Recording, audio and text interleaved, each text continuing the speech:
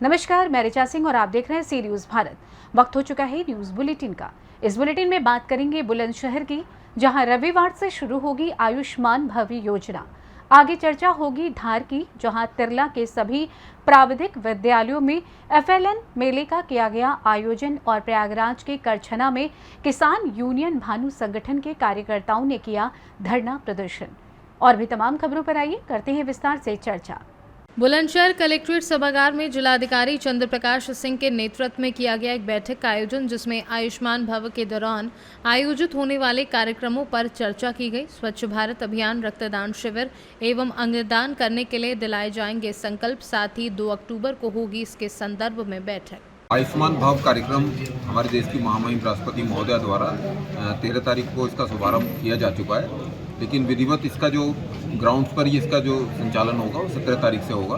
और इसके 5 कंपोनेंट हैं। 17 तारीख से लेकर के 2 अक्टूबर तक सेवा पखवाड़ा चलेगा, जिसमें कि रक्तदान शिविर लगाए जाएंगे, अंगदान के लिए शपथ दिलाई जाएगी और स्वच्छता अभियान चलेंगे। समस्त नगर निकाय में, समस्त ग्राम पंचायतों में, सरकारी अस्पतालों में, जहाँ भी कार्य क्षेत्र हैं, जहाँ भी ऑफिसेज हैं, सब में स्वच्छता का अभियान चलेगा, सभी मोहल्लों में, गाँव में। और उसके अलावा 2 अक्टूबर को फिर इसकी एक आयुष्मान सभा होगी, जिसमें कि पुनः ये ग्राम सभा लेवल पर, मोहल्ले लेवल पर शपथ ली जाएगी। और ये अंगदान के लिए जो मृत्यु उपरांत बहुत सारे अंग जो हम दान दे सकते हैं, उसके लिए शपथ दिलाई जाएगी और रक्तदान के लिए भी शपथ लोगों को दिलाई जाएगी। PSC और PSC में क्या स्क्रीनिंग दूसरा कंपोनेंट इसका रहेगा, जो कि आयुष्मान जो गोल्डन कार्ड है 3.0 एक अभियान चलेगा, जिसमें कि पुराने छूटे हुए लाभार्थी प्लस जो भी इसमें नए लाभार्थी जुड़ेंगे उनके अभियान चला करके कार्ड बनाए जाएंगे। साथ ही प्रत्येक शनिवार को सामुदायिक ये CHOs के लेवल पर जो हमारे हेल्थ एंड वेलनेस सेंटर है, वहाँ पर मेले लगेंगे, जहाँ पर स्क्रीनिंग करी जाएगी नॉन कम्युनिकेबल डिजीज़ की या कम्युनिकेबल डिजीज़ की, या आई स्क्रीनिंग करी जाएगी। इसके अलावा वहाँ पर अन्य बीमारियों के बारे में भी सलाह, जांच, उपचार सब दिया जाएगा। सभी PSC और CSC में चलेंगे। प्रत्येक रविवार को सभी CSCs पर, सभी PSCs पर मेले लगेंगे। सभी PSCs पर पूर्व से हमारे मेले लगते आए हैं, लेकिन अब इसमें CSCs पर मेले लगाने का भी प्रावधान है, जिसमें मेडिकल कॉलेज की सपोर्ट भी ली जाएगी, विशेषज्ञों की सुविधा भी उसमें मिलेगी। उसके अलावा आयुष्मान ग्राम पंचायत या आयुष्मान वार्ड ये भी घोषित किया जाएगा, जिसमें कुछ पैरामीटर्स निर्धारित किए गए हैं, जैसे कि सभी को 5 साल से ऊपर के व्यक्तियों का आयुष्मान गोल्डन कार्ड बन चुका हो, सबकी आभा ID क्रिएट हो चुकी हो 5 साल से ऊपर के व्यक्तियों की, या फिर वहाँ पर 30 प्रति हज़ार के हिसाब से TB की स्क्रीनिंग हो चुकी हो, जो TB के मरीज हैं उनमें 85% का उपचार हो चुका हो। इसी तरह के पैरामीटर्स को देखते हुए इस तरह का एक आयुष्मान वार्ड या आयुष्मान ग्राम भी घोषित किया जाएगा। कुल मिलाकर के ये एक फुल पैकेज है, बहुत सारे कार्यक्रमों को एक साथ सम्मिलित करते हुए एक मिशन मोड में इसको लॉन्च किया गया है। और इसमें जनता को इसका लाभ अधिक से अधिक लेना चाहिए। और सभी सरकारी कर्मचारी, साथ में जो सहयोगी हमारे पार्टनर डिपार्टमेंट हैं, जैसे कि पंचायती राज विभाग, नगर निकाय, ICDS डिपार्टमेंट, उन सभी के सहयोग से इसको हम जन तक पहुँचाएँगे। और साथ में इसमें IC में जो हमारे जो बेसिक शिक्षा या माध्यमिक शिक्षा है, उनका भी सहयोग इसमें लिया जाएगा। और आप सबके सहयोग से बात जन तक पहुंचेगी, तो अधिक से अधिक लोग इसका लाभ ले पाएंगे। Thank you. बुलंदशहर से सी न्यूज संवाददाता मनोज गिरी की रिपोर्ट। राज्य शिक्षा केंद्र भोपाल के आदेश अनुसार जनपद शिक्षा केंद्र तिरला की समस्त प्राथमिक शालाओं में दिनांक 14 सितंबर को FLN मेले का आयोजन किया गया। एकीकृत हाई स्कूल बोदवाड़ा में मेले का शुभारंभ DRC मुकेश सक्सेना के द्वारा मां सरस्वती का पूजन एवं माल्यार्पण कर शुरू किया गया। बोदवाड़ा के समस्त शिक्षकों एवं जन शिक्षक में इस मेले के प्रति उत्साह देखा गया। इस मेले के आयोजन में कक्षा 1 एवं 2 में अध्ययनरत सभी छात्र छात्राओं ने उत्साहपूर्वक मेले की विभिन्न गतिविधियों में सहभागिता की। इस मेले में विद्यार्थियों के साथ साथ उनके अभिभावकों को भी आमंत्रित किया गया था। मेले का उद्देश्य छात्रों का विभिन्न गतिविधियों के माध्यम से उनका मूल्यांकन करना था। जनपद शिक्षा केंद्र के समस्त BSc एवं जन शिक्षकों विभिन्न शालाओं के मेले का अवलोकन किया गया। धार जिले नवागढ़ DPC केशव वर्मा एवं उनकी टीम द्वारा भी मेले का निरीक्षण किया गया। मेले के सफल आयोजन पर BRC मुकेश सक्सेना ने ब्लॉक के समस्त शिक्षकों, BSc जन शिक्षकों एवं विद्यार्थियों तथा उनके पालकों को बधाई एवं शुभकामनाएं दी गई। जी मैडम, स्टॉक नंबर 1 पर क्या क्या प्रतिक्रिया हो रही है, क्या बच्चों को सिखाया जा रहा है, बताया जा रहा है? सर मैं स्टॉल नंबर 1 पर श्रीमती सुनीता खत्री, जी जी प्राथमिक शाला मालिकी कुंडी की शिक्षिका हूँ। जी मेरे स्टॉल नंबर 1 पर मैं बच्चों का रजिस्ट्रेशन कर रही हूँ। जी मैडम। रजिस्ट्रेशन के बाद स्टॉल नंबर 2 पे बच्चे बौद्धिक विकास की जो गतिविधियाँ हैं उस जी। पर आगे बढ़ते हुए लास्ट में स्टॉल नंबर 6 पर जी। उनको ये कार्ड दिया जाएगा उनकी क्षमता के अनुसार। इस तरह जी जी मैम। आप जाइए। जी बच्चे हमें बताइए कि स्टॉक नंबर 2 पे क्या क्या प्रतिक्रिया हो रही है, यहाँ पे क्या बताया जा रहा है बच्चों को? स्टार नंबर पे सब्जियों के बारे में बताया जा रहा है। ऐसा तो इनमें से कौन कौन सी सब्जी सब पहचान रहे हैं बच्चे, पहचान रहे, सीख रहे हैं? सीख रहे। जी। स्टॉक नंबर 3 पर क्या हो रहा है? स्टॉक नंबर पर क्या क्या बताया जा रहा है बच्चों को और क्या सिखाया जा रहा है? हेलो, स्टॉक नंबर 3 पे बताइए क्या क्या हो रहा है, मतलब क्या पढ़ा रहे हो, मतलब उनको शुद्ध हिंदी पढ़ना सिखा रहे हो? सोनी ने खाया, क्यों? खाने के बाद धार से सीनियर संवाददाता पंकज शर्मा की रिपोर्ट। हिंदी दिवस के शुभ अवसर पर काली वाहन मंदिर के पास स्थित Balram Singh institute of nursing and paramedical science के छात्र छात्राओं ने मां शारदे के भजन गाए और जीवन शैली को कैसे बेहतर तरीके से जिया जाए, अवगुणों से कैसे अपने आप को दूर रखा जाए, ये सब बातें भजनों के जरिए बताने की कोशिश की। उनके इन भजनों को सुनकर वहां बैठे कॉलेज के चेयरमैन अशोक कुमार और टीचर्स खासे उत्साहित दिखे। चेयरमैन अशोक कुमार ने हिंदी दिवस के मौके पर छात्र छात्राओं को सम्मानित किया और उन्हें उनके उज्जवल भविष्य की कामनाएं भी दी। इटावा से सीनू संवाददाता देवेंद्र सिंह की रिपोर्ट। जनपद प्रयागराज जिले के करछना तहसील में किसान यूनियन भानु संगठन के कार्यकर्ताओं ने धरना प्रदर्शन करते हुए बिजली, पानी, सड़क, आवास जैसी समस्याओं को लेकर एसडीएम करछना का घेराव किया, जिसके बाद एसडीएम करछना राजेश श्रीवास्तव ने किसान यूनियन भानु संगठन के पदाधिकारियों से बातचीत करते हुए उनकी मांगों को पूरा कराने का आश्वासन दिया।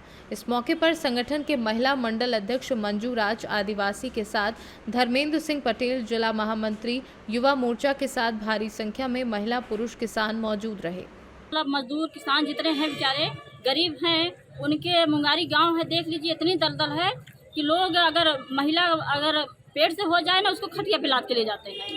बच्चे स्कूल नहीं जा पाते, बच्चों के लिए तकलीफ है, स्कूल भी नहीं है वहाँ पे, ये भी नहीं है, आवास के लिए इतनी अंदर वो है कि बेचारे पन्नी छा छा के हैं।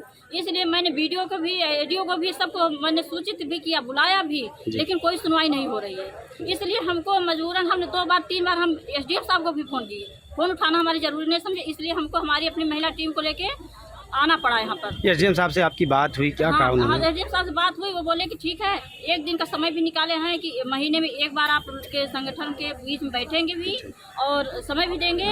अब बकाया बोले हैं कि हम खुद स्वयं जाके जा सकते, जो जन समस्याएं हैं उनको लेकर के हाँ, जन समस्याओं को लेकर बोले कि हम सर्वे खुद करेंगे। क्या परिचय आपका जानना चाहेंगे? मंजू राज आदिवासी, भारतीय किसान यूनियन की महिला मंडल अध्यक्ष। यहाँ पर जन समस्याओं को लेकर के हम लोग बैठे, कई मुद्दे हैं, आवास के मुद्दे हैं, शौचालय के मुद्दे हैं, ग्राम में जो समस्याएं हैं, नाली खरंजा की समस्या है, उसको लेकर के हम लोग यहाँ पर बैठे।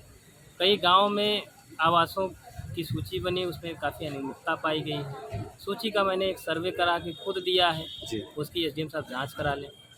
और जैसे घटवा, सोनाई, मुंगारी, नरैना, रुकड़ी सहित 10-15 गाँव में जो अनियमितता पाई गई है उसकी सूची मैंने एसडीएम साहब को उपलब्ध करा दिया है ज्ञापन। तो क्या आश्वासन मिला है? आश्वासन उन्होंने दिया है कि हम कल तहसील दिवस है, कल आपके साथ बैठेंगे, उसके अलावा आपके संगठन को, भारतीय किसान यूनियन भानु संगठन को 1 दिन का समय हम महीने में उपलब्ध कराया करेंगे। तमाम गांव ऐसे हैं जहां कीचड़ सनी रोडें हैं और तमाम जो व्यवस्थाएं हैं वो नहीं हो रही हैं, तो इसके लिए क्या कहना चाहिए? इसके लिए इन्होंने आश्वासन दिया है कि हम इसका भी निस्तारण बहुत जल्द ही करा देंगे। आपका परिचय जानना चाहिए? धर्मेंद्र सिंह पटेल, जिलाध्यक्ष युवा मोर्चा, भारतीय किसान यूनियन भानु।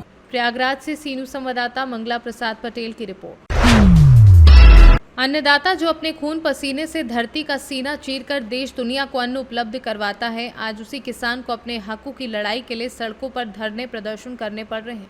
ये कहना है भारतीय किसान यूनियन चड़ूनी के जिलाध्यक्ष समय सिंह का, जिन्होंने प्रदेश को मौजूदा भाजपा सरकार पर वादा खिलाफी का आरोप लगाया और कहा कि किसानों को मजबूरी में अपने बाजरे की फसल निजी एजेंसियों को औने पौने दामों पर बेचनी पड़ रही है, जबकि सरकार ने उनका बाजरा 2500 रुपये न्यूनतम मूल्य पर खरीदने का वादा किया था। उन्होंने चेतावनी भरे लहजे में कहा कि यदि 25 सितंबर तक इनका बाजरा 2500 रुपये में नहीं बिका तो मंडी गेट पर ताला लगेगा। एसडीएम साहब ने निर्णय लिया है एमएसपी को लेकर निर्णय ये लिया गया कि जो परेवाड़ी जिले का प्रशासन है वो घुटनों के बल हमारे पास आया और आके उन्होंने रिक्वेस्ट करी कि प्रधान जी 2-4 दिन का हम टाइम और दे दो, हम आपकी बात चंडीगढ़ करवाएंगे। हमारी एक कमेटी बनाई है तो 3 आदमियों की कमेटी अब डीसी साहब से मिलने जाएगी। अगर फिर भी ये प्रशासन नहीं माना या सरकार नहीं मानी तो ये ताला भी हमारे हाथ में है और गेट भी यही है। अभी 25 तारीख का समय मांगा आप लोगों ने, तो क्या 25 तारीख के बाद फिर 25 तारीख तक अगर खरीद शुरू नहीं हुई एमएसपी पे और कोई बीच का रास्ता नहीं निकला तो 25 तारीख को प्रशासन के हम बीजेपी सरकार हम राम की नहीं मानेंगे, ताला लगा के मानेंगे। हम ज्ञापनधारी नहीं है, अब भाई जाके ज्ञापन दे दिया। हमारा काम ये है या तो मीटिंग करो या ताला लगाओ।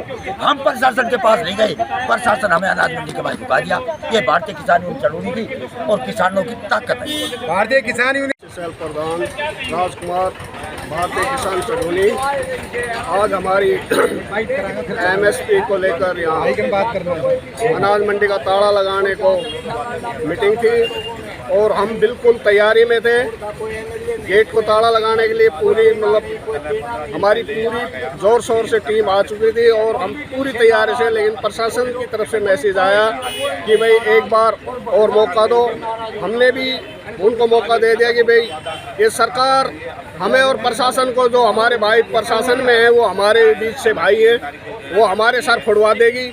इसलिए हमने एक बार उनको मौका दे दिया कि सरकार को एक बार और चेताया जाए। 25 तारीख को अगर इन्होंने सरसों बाजरा नहीं खरीदा तो हम गेट भी यही है और हम भी यही है। 25 को ताला लगा देंगे, बिल्कुल भी, चाहे गोलियां चले चाहे बरछे चले, लेकिन हमारी टीम पीछे नहीं हटेगी।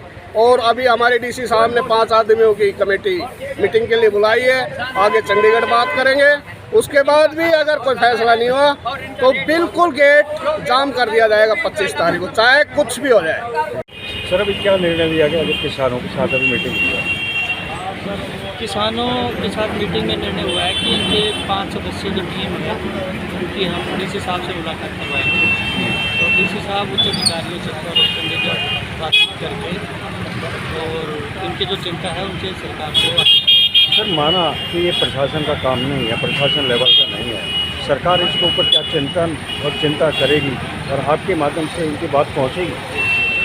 बिल्कुल, वो तो इनके सामने बात होगी और इनकी हमारी तरफ से कोशिश रहेगी कि भाई जल्दी से जल्दी सरकार जो है वो डिसीजन ले।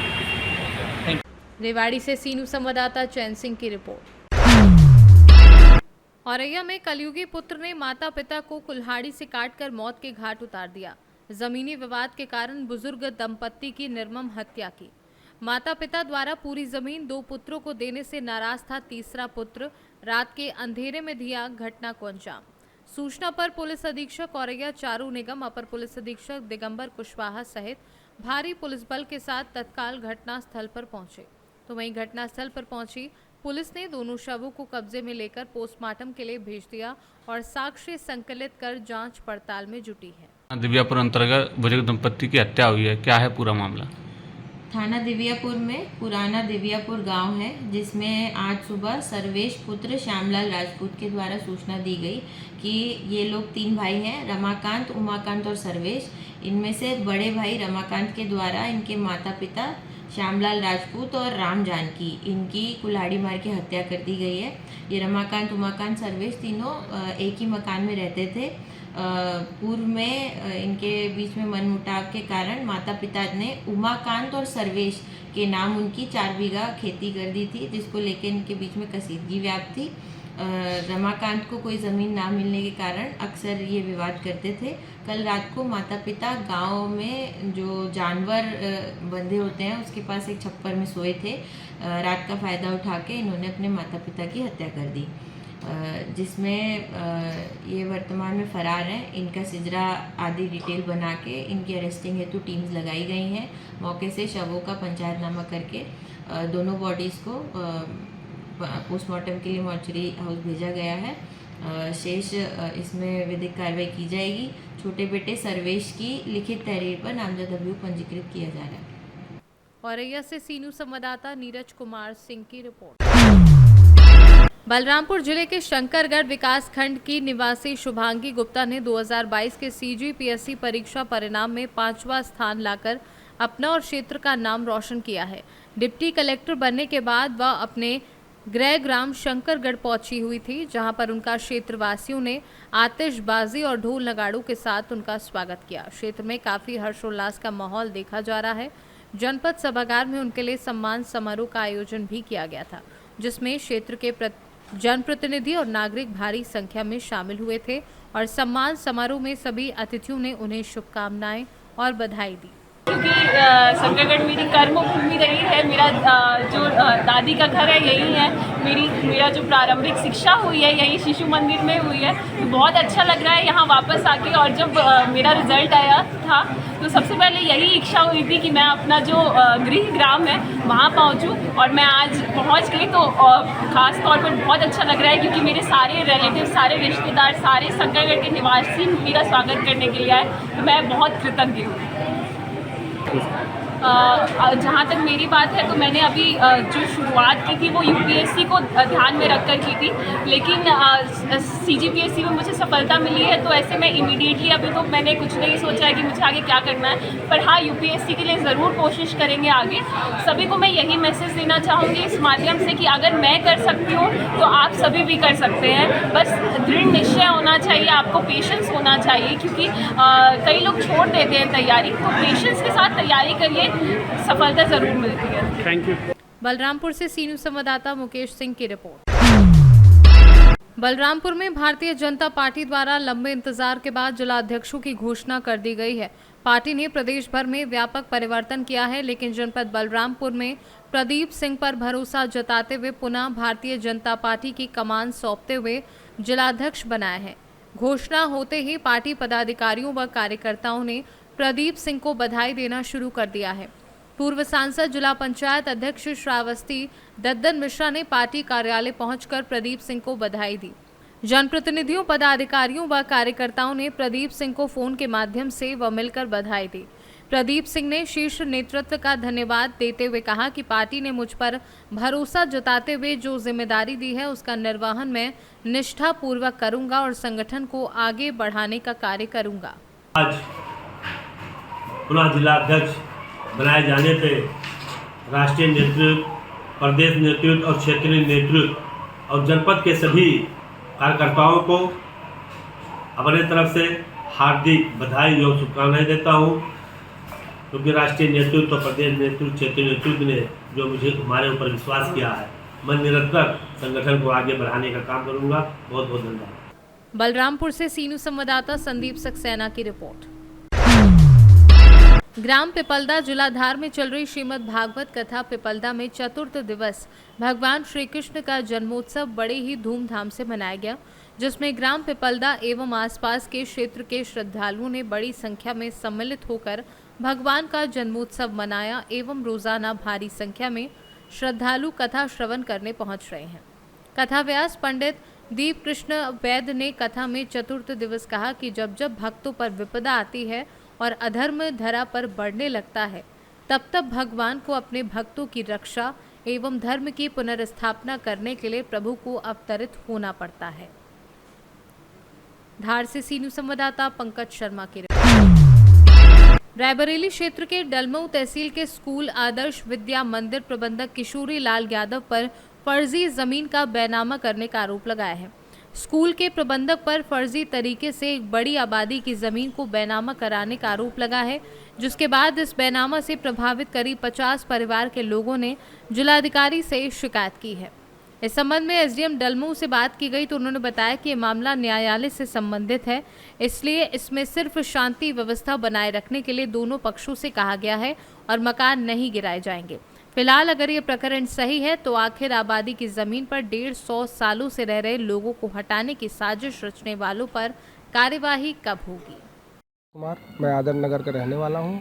डलमऊ तहसील है। हम लोग 38 परिवार काफ़ी परेशान हैं।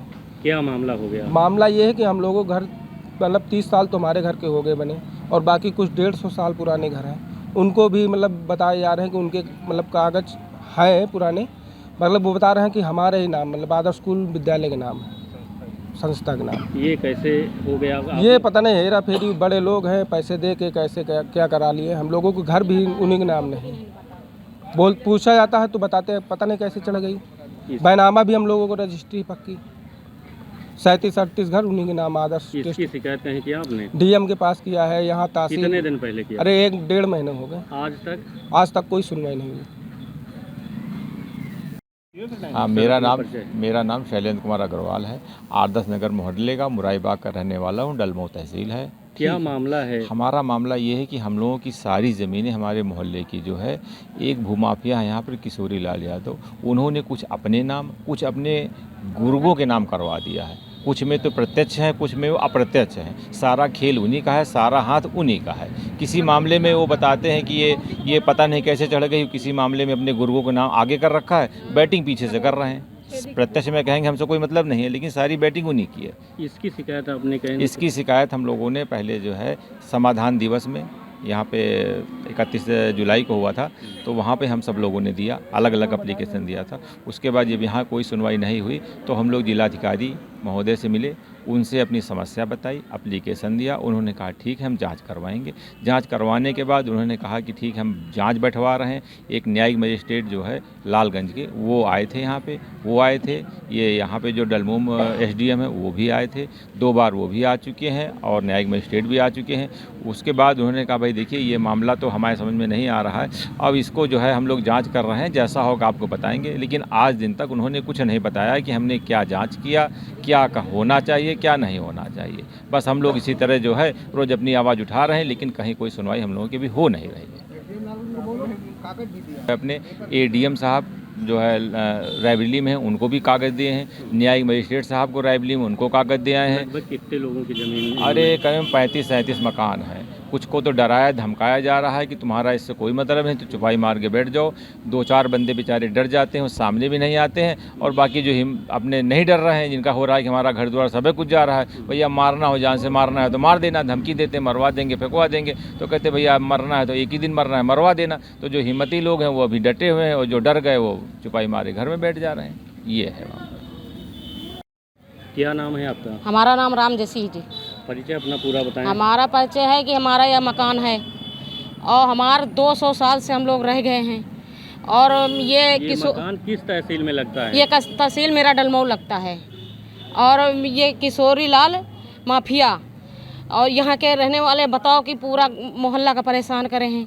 किसी के जहाँ जाओ वहाँ कोई सुनवाई नहीं है। हाँ, ना लड़का बताओ भूखे प्यासे घर में खा के ठिकाना नहीं, ना कहाँ हम इतना रुपया के मेले भागें। इसकी शिकायत आपने कहीं? बहुत जगह गए, यहाँ गए, तहसील गए, रायबरेली तहसील गए, वहाँ सगल गए, अभी कोई सुनवाई नहीं हुई हमारे लोगों की। नहीं सुनवाई अगर यहाँ से हुई, अधिकारी नहीं सुनते तो क्या करोगे आप? अब क्या करेंगे, फिर देखा जाएगा, आगे जाएंगे। क्या करें और क्या करेंगे भाई, आगे जाएंगे। गरीब आदमी क्या करे, लेके पट जाए भाई, नहीं है ठिकाना तो वहीं खावे। कितने लोगों की जमीन? कितने कम से कम 70 लोग, 38-33 लोग, 38 घर हैं लगभग। हाँ जी। अपना परिचय? जी मेरा नाम सुनील कुमार है। क्या मामला है? जी मामला ये है कि हमारे लोगों को ज़मीन जो है वो हमारा बुज़ुर्गों से हम लोग रह रहे हैं, मतलब दादा परदादा, हमारे दादा की शादी तक यहीं हुई है। और हमारा जो है मतलब 4 पीढ़ी हो गया हमको यहाँ रहते हुए, 4 पीढ़ी हो गया है। अब ये पोजीशन है कि आज हम लोगों को ये पता चल रहा है कि हमारे लोगों की ज़मीन जो है वो आदर्श शिक्षा निकेतन में चली गई है। सर अब उनसे पूछा जा रहा है तो वो बोल रहे हैं कि पता करने नहीं कैसे चली आई, उनको मालूम ही नहीं है। ये समस्या है सर। क्या नाम है प्रबंधक का? जी किशोरी लाल यादव। इसकी शिकायत आपने कहीं जी किया? सर अगले महीने का 18 तारीख को हम लोग डीएम के यहाँ गए हैं, उसके पहले एसडीएम के यहाँ गए हैं। और वो कह रहे हैं कि कई पेपर में, अखबार में या न्यूज़ में आया कि हम लोग उनके ऊपर आरोप लगा रहे हैं कि वो हम मतलब भूमाफिया हैं। ये मामला कहाँ का है, किस तहसील का है? कहाँ जी, की, डलमऊ गाँव का? आदर्श नगर मुरारीबाग डलमऊ तहसील है हमारी। ये आदर्श नगर मोहल्ले का मामला है। आदर्श स्कूल के प्रबंधक ने हमारी लोगों की ज़मीन कब्जा कर ली है। जिलाधिकारी से आपने प्रार्थना पत्र दिया तो क्या आश्वासन मिला? आश्वासन मिला कि इसकी जांच करवाई जा रही है, लेकिन अभी तक जो ज़मीनी हकीकत है वो कुछ दिख रहा नहीं सर। कितने दिन हो गए प्रार्थना पत्र दिए? 1 महीना आज हो रहा है, 1 महीना से ऊपर हो रहा है सर। 18 तारीख को हम लोग दिए थे। आज तक अभी तक कुछ आश्वासन नहीं मिल रहा है। बाकी कुछ दिखा भाई, सो जो कुछ दिखे तो नहीं है सर। मैं एक चीज़ बताना चाहूँगा कि उनके पास जो उनका जो स्कूल बना हुआ है 12 बीघे में बना हुआ है, और उनके पास जो सही कागज़ हैं वो 5 बीघे से ऊपर के नहीं हैं। तालाब, बंजर और लोगों की जो प्राइवेट लोगों की ज़मीन है कब्जा, ज़बरदस्ती उन्होंने कब्जा करी है। उनसे कोई पूछने वाला नहीं है। कोई अधिकारी आके पूछे कि आपका 12 बीघे में ज़मीन स्कूल बना हुआ है और 5 बीघे ज़मीन आपके जो ज़मीन है आपकी 5 बीघे, दोस्तों क्या है वो? तो आप भूमाफिया नहीं है तो क्या है बताइए ना, आप जवाब दीजिए। क्या नाम है दादा? श्रीकांत गुप्ता। क्या मामला है? मामला यह है कि स्कूल के प्रबंधक किशोरी लाल यादव ने हम लोगों की ज़मीन स्कूल के नाम करा ली है। बाकी बच्ची है इधर की ज़मीन वो भगवती प्रसाद के नाम करवा दी है, और ये रास्ता निकलने का है ये भी अपने मतलब उसे गायब ही करा दिया नक्शे से। और जो उनसे पूछने पर बोलते हैं कि मालूम नहीं कैसे हमारे नाम आ गई, हमारे स्कूल के नाम आ गई है। ये विवाद कब से चल रहा है? विवाद 1.5 महीना हो गया। इस पर आप लोगों का कुछ बना है, जो ज़मीन उन्होंने बनामा वगैरह करवाया है? इसमें हम लोग तो असेसमेंट बनाया है। पहले की ज़मीन आदमी लोग बनवाते नहीं थे, ये तो पहले ऐसे ही रहते थे, वही है मामला है। तो हमारे बाप इसी में रहते थे, हमारे बाबा भी रहते थे, हमारा मंदिर भी बना हुआ है। लगभग कितने वर्ष पुरानी है आपकी ज़मीन? लगभग 150 वर्ष पुरानी है। इसकी शिकायत किसी से किया आपने? इसकी शिकायत हमने डीएम से किया, एसडीएम के यहाँ किया। कितने दिन पहले किया? 1 महीना पहले। क्या आश्वासन मिला? आश्वासन मिला कि जांच होगी, लेकिन जांच क्या, यहाँ पे आते हैं और पैसा लेके चले जाते हैं, जांच करते हैं, कोई आश्वासन। एसडीएम के सामने भी इन्होंने बोला कि मालूम नहीं हमारे कैसे हमारे स्कूल के नाम आ गई है। किशोरी बाबू, कोई कार्रवाई हुई? आज तक कोई कार्रवाई नहीं हुई। आते हैं, मालूम नहीं कि कैसे उनको पैसा मिल जाए, पैसा वाले हैं और रसूखदार आदमी हैं। रायबरेली से सीनू संवाददाता इंद्रेश की रिपोर्ट। फिलहाल न्यूज़ बुलेटिन में बस इतना ही। देश दुनिया की तमाम खबरों की जानकारी के लिए देखते रहें सी न्यूज़ भारत। हर खबर आपके साथ, आपके हाथ।